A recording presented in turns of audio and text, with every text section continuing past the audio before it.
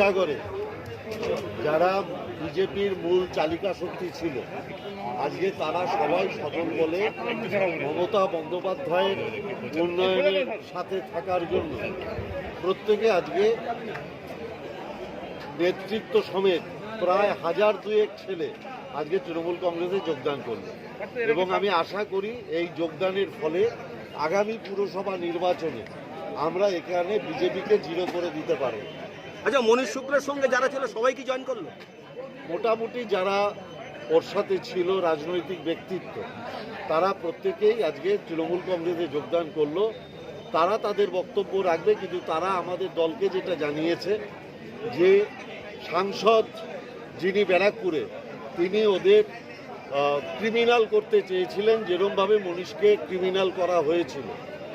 সেই তারা কেউ ক্রিমিনাল হতে চায় না, তারা ভদ্রমতো মাথা উঁচু করে জীবনে বেঁচে থাকতে চায়। এই সাংসদের হাত থেকে মুক্তি পাওয়ার জন্য এবং সারা বাংলায় মমতা ব্যানার্জির উন্নয়নের কাজ এবং বিশেষত স্টুডেন্ট ক্রেডিট কার্ড এবং লক্ষ্মীর ভাণ্ডার দেখে তারা উজ্জীবিত হয়ে আজকে তারা রাজ চক্রবর্তী, প্রশান্ত চৌধুরীর হাত ধরে আমাদের উপস্থিতিতে তৃণমূল কংগ্রেসে যোগদান। মোট কজন জয়েন করলো? প্রায় 2000-এর উপর মানুষ। মানে কার্যত কি টিটাগড়ে এই অঞ্চলে বিজেপির মূল নির্মূল হলো? বিজেপির সাংগঠনিকভাবে নির্মূল হলো, কিন্তু অর্জুন সিংয়ের কাছে কিছু বোমা, গুলি, পিস্তল এখনো আছে, সেগুলো নির্মূল হয়নি। সেগুলো নির্মূল করার জন্য আমরা পুলিশ প্রশাসনকে অনুরোধ করেছি। অর্জুনের বাড়িতে বোম মারার জন্য এনআই আসছে, কি বলবেন?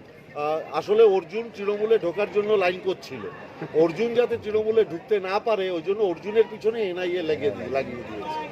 এটা কি তৃণমূলই লাগালো এনআই? না, এনআইএ তো বিজেপি লাগাবে, মানে অর্জুন যাতে বিজেপি ছেড়ে পালিয়ে আসতে না পারে তার জন্য অর্জুনকে ওটা সবক শেখানোর জন্য এনআইএ পাঠানো হয়েছে।